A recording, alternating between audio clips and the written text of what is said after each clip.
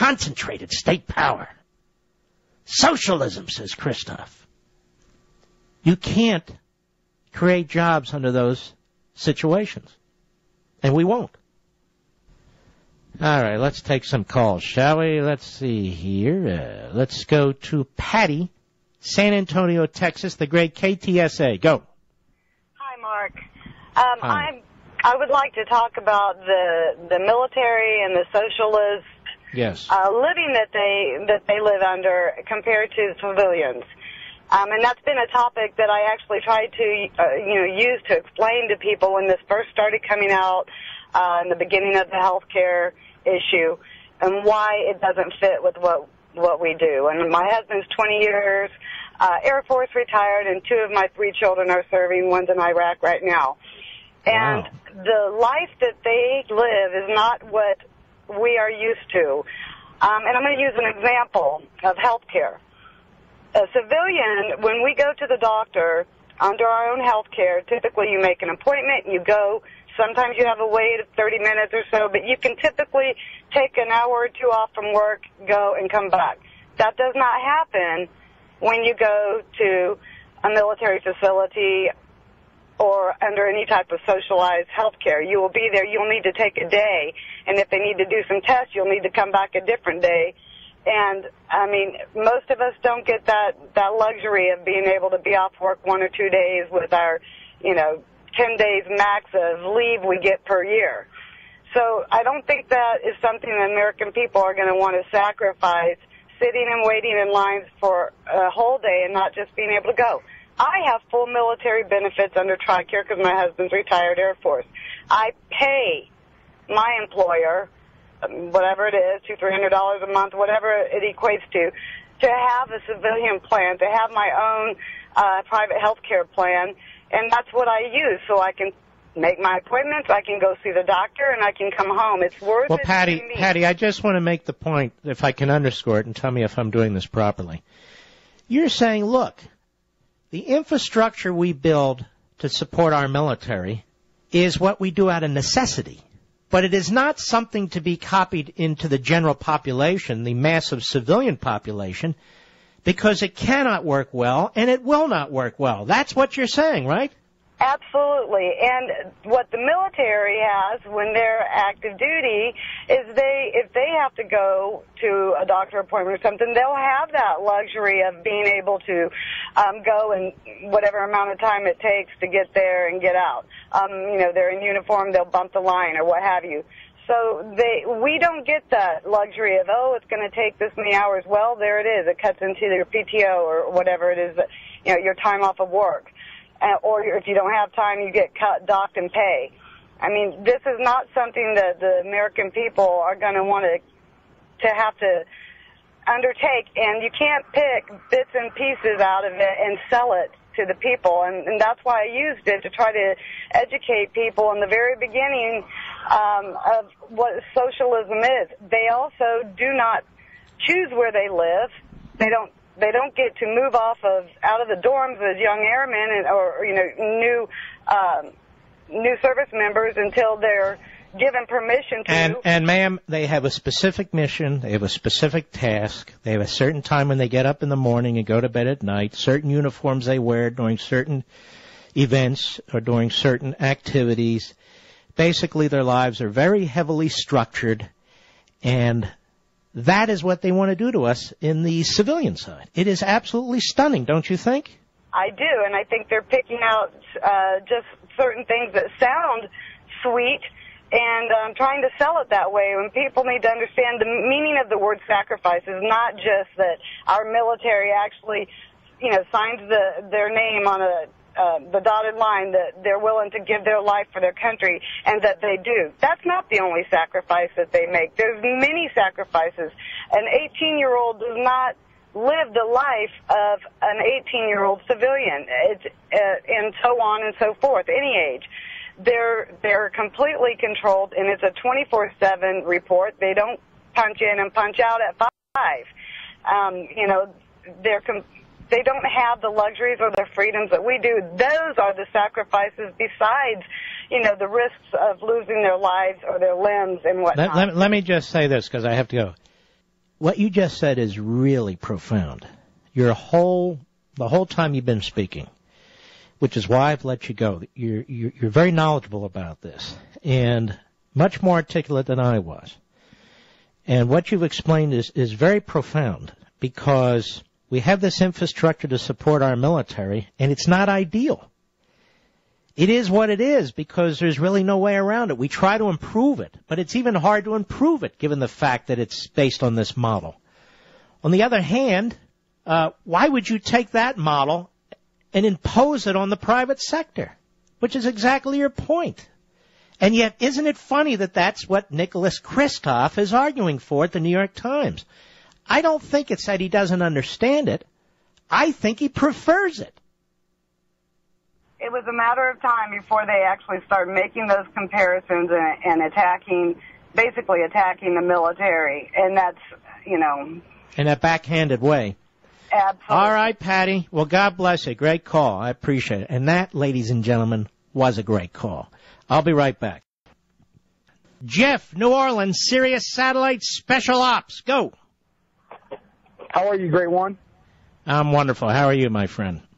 I'm doing well. I told you, call screener, that I have two issues. One is yesterday I really wanted to call, and I just didn't, about the ATM comment that Barack Obama made. And he obviously, as soon as I heard it, all I heard was Marxism, because I've read the Communist Manifesto many times, and I told my dad as much. But he has no idea, obviously, and if he does, then shame on him, twice. But the ATM industry has created so many jobs for so many people and created so many new technologies, and it's an ever-evolving industry that is very complicated, and because it's complicated, you have to get more and more people involved in an industry. And they overregulate it, and now they trash it, and it was sad. When I heard it, it's very frustrating that he is the President of the United States.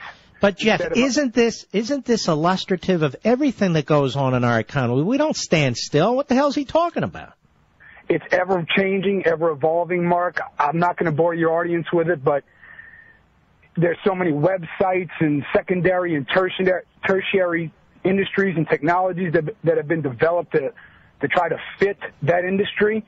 It's just disgusting that he gets away with it. Amen. But about the article that you brought up, and I can't remember the author's name off the top of my head. Nicholas Kristof, I'm afraid. Yes, that one. Yeah, it's funny because he like you said, I caught sarcasm and condescension in the words that you read from this article. But I would really like to ask him, if I got a chance to meet him, I would like to ask him, since, he glorified certain aspects of our military, would he like to endure everything else that we have to, just to be accepted specifically into the special operations community, like cutting grass with your fingers on your knees in 110-degree heat in Georgia in the middle of the summer, or standing at attention for an hour at a time in the same heat, in the same conditions, in full battle dress uniform, or going on 5-mile, trash efforts just to kill time, just so that you can deprive. Geez, I get tired driving 5 miles, let alone doing that. I can tell you that. But, Mark, the point is, there's so many things that we have to go through just to survive, just to make it, just to fit the bill, if you will, specifically in the special operations community, but all of our military. There's so many sacrifices that we have to make that we never tell anybody about, because, even if we did tell them, they would never understand. Mm-hmm. Okay, just like your grandfather, they didn't talk about those kind of things, because it's not dinner table conversation. And when I hear people talk like this, it just makes me sad, because this is my country, and I'm trying to build a family now, and I got people like this who are in positions of influence and power and persuasion, and they're, Mark, they possibly could be influencing people in the negative direction, and it's just the fact that people actually read them and think that what they say is doctrinal or is actual truth. It's very, very frustrating to me, Mark. Here's the good news. Number one, you are extremely articulate, too. We've had you and the other ladies. What was the lady's name, Mr. Colson? Patty, was it? whoever it was, Patricia, very, very articulate. I appreciate it. And let me tell you this, Jeff. They're writing to each other, these idiots. You know, who the hell reads the New York Times? I pick it apart to create foils, you know. Look at this goofball over here. The problem is fools like that are in the government. And they believe this stuff. And notice they don't talk proudly about what your mission is, what you're actually there to do. What he does is dismiss it. Well, you know, apart from the aircraft carriers and the weapons, look at this magnificent child care program. Look at this magnificent health care program. Look at this. So they try to diminish what your mission is and what you're there for because they don't support it for the most part. And then they want us all to join in some, and it is Marxist. It's some form of Marxism. What the hell else do you call it? Nirvana that should be applied to our entire society because it works in the military. No, what works in the military are people like you, Jeff, and people like Patricia and her husband, very special people who are there for a reason. And they're not there for the welfare state because the welfare state sucks. They're there for a mission and to defend us. Go ahead, my friend. Well, you couldn't be more right, Mark. I joined after the towers fell. And I remember my first deployment, my commanding officer, before we left, showed us the towers falling. And that's why I joined. And, Mark, to be perfectly honest, I put up with the government system that was in place. I put up with it, and I dealt with it. I didn't enjoy that, but I did it for a reason because I wanted to be there. I wanted to make it. I wanted to be in special operations. I wanted to be in the 2nd of the 75th Ranger Regiment. That's what I wanted to be. I couldn't wait to come home and make my family proud. You must be tough as hell. Well, I don't mean to put you on the spot, man, but it sounds that way to me. Well, I'm a humble person at the same time, Mark, but I didn't, yes. I put up, like I said, to make the point, I put up with that system so that I could be there and I could feel good about, you know, in the future and in the present at the time that I did serve my country and I did my part. And then it was time for me to move on, and I did. But I'm, you know, I still revere my military and our armed forces and our servicemen and women. I revere them. And the other parts, the other instrumentalities of government that are in place as a system are not to be glorified. Our men and women are. Our men and women are. We put up with that system so that we could be a part of it. We don't glorify, or we didn't join it because so we could be a part of it. That is my point. Well, let me say this, my friend. Very well said. And I appreciate it. I appreciate your service, and good luck with your new or your young family and so forth going into the future. You make us all proud. Thank you, Great One. God bless you, Jeff. The guy calls me Great One. He's the Great One.